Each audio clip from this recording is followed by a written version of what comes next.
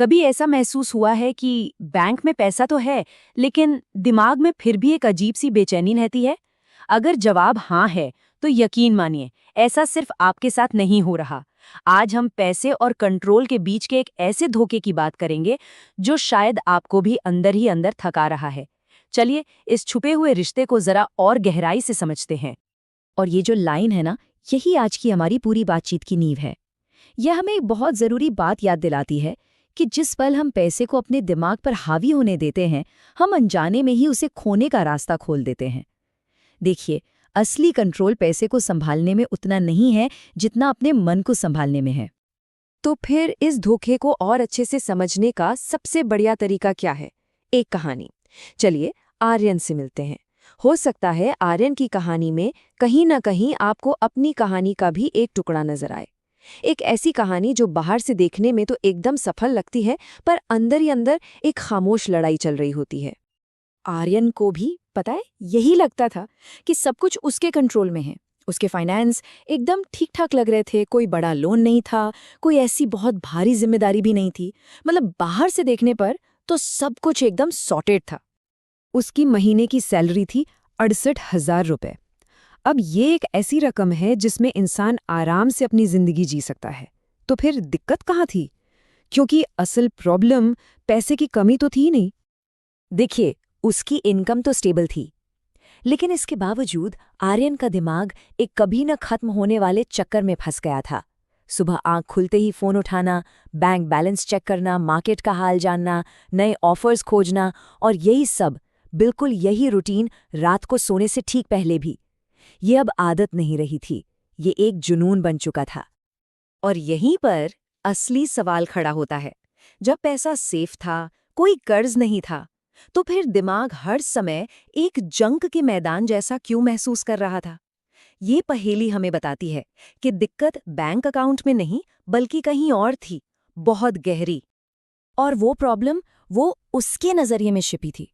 अब देखिए, आर्यन की इस उलझन को सुलझाने के लिए ना, हमें सिर्फ 2 शब्दों के बीच का फर्क समझना होगा: मैनेज करना और मॉनिटर करना। आर्यन की जो असली प्रॉब्लम थी, वो उसका पैसा नहीं था, बल्कि पैसे को लेकर उसका तरीका था। वो असल में अपने पैसे को मैनेज नहीं कर रहा था, वो उसे सिर्फ मॉनिटर कर रहा था। और इन दोनों कामों में जमीन आसमान का फर्क है।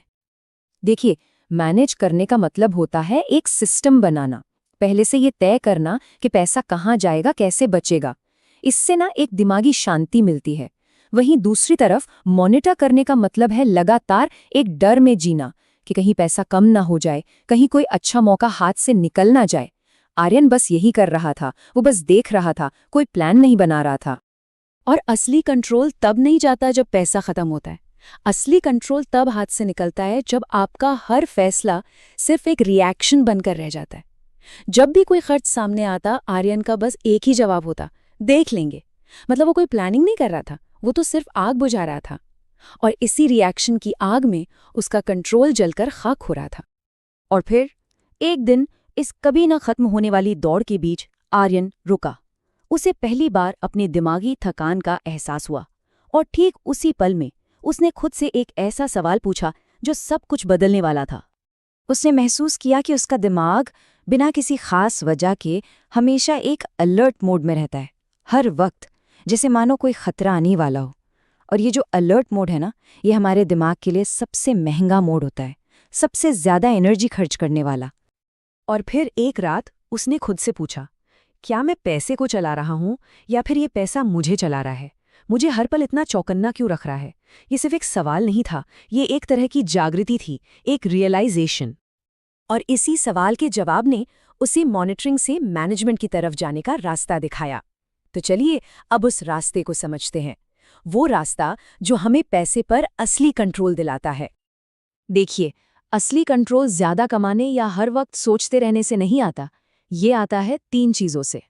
पहली, कम फैसले लेने से, मतलब ऑटोमेशन और सिस्टम बनाने से। दूसरी, एकदम साफ नियमों से, ताकि हर सिचुएशन में आपको बार बार सोचना ना पड़े। और तीसरी, सबसे जरूरी, एक शांत दिमाग से, एक ऐसा दिमाग जो डर से नहीं बल्कि शांति से काम करता है। लेकिन एक सिस्टम बनाने से भी पहले आर्यन को एक बहुत कड़वे सच का सामना करना था। एक ऐसा सच जिसे हम सब कभी न कभी खुद से छुपाते हैं। और वो सच ये था कि उसकी प्रॉब्लम पैसा था ही नहीं, उसकी प्रॉब्लम थी डर। वो पैसों की उलझनों में नहीं फंसा था, वो असल में पैसों से डर रहा था। उसका हर एक एक्शन, चाहे वो बैलेंस चेक करना हो या मार्केट देखना, वो जानकारी के लिए नहीं था। वो सिर्फ अपने अंदर के डर को शांत करने की एक नाकाम कोशिश थी। मतलब प्रॉब्लम लॉजिकल नहीं, इमोशनल थी। और यहीं पर आकर हम आज की बातचीत को रोकते हैं इस एक आखिरी और सबसे जरूरी सच के साथ कि डर कभी भी कंट्रोल नहीं देता। डर सिर्फ आपसे रिएक्ट करवाता है, और जहां सिर्फ रिएक्शन है वहां कंट्रोल हो ही नहीं सकता। असली कंट्रोल तो डर को पहचानने और फिर उससे आगे बढ़कर अपने लिए एक शांत, सोचा समझा सिस्टम बनाने में है।